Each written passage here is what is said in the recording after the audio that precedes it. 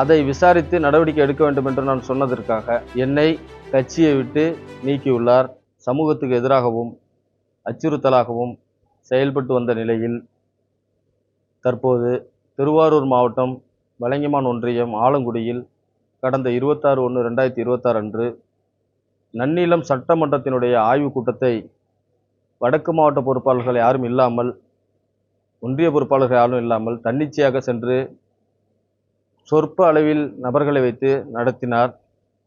அது தவறு என்று மாவட்ட செயலாளர் அவர்கள் முருகானந்தம் அவர்கள் மாநில தலைமைக்கு தலைவர் மீது புகார் கொடுத்திருந்தார்.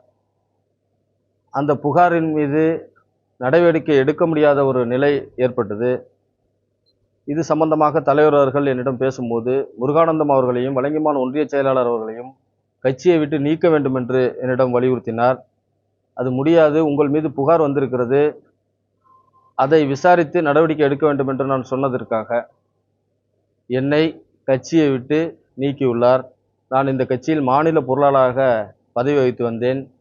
எந்த விளக்க கடிதமும் என்னிடமிருந்து கேட்கவில்லை. என்னை மாநில உயர்மட்ட குழு விசாரிக்கவில்லை.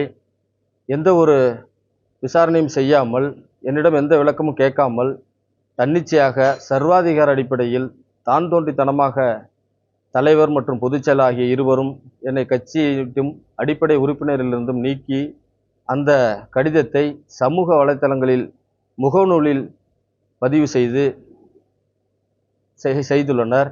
இந்த தவறான தன்னிச்சையான தான் தோன்றித்தனமான தலைவர் மற்றும் பொதுச்செயலாளர் ஆகிய செயலை கண்டித்து தமிழகம் முழுவதும் வளரும் தமிழகம் கட்சியினுடைய பொறுப்பாளர்கள் கட்சியிலிருந்து விலகி இருக்கிறார்கள்.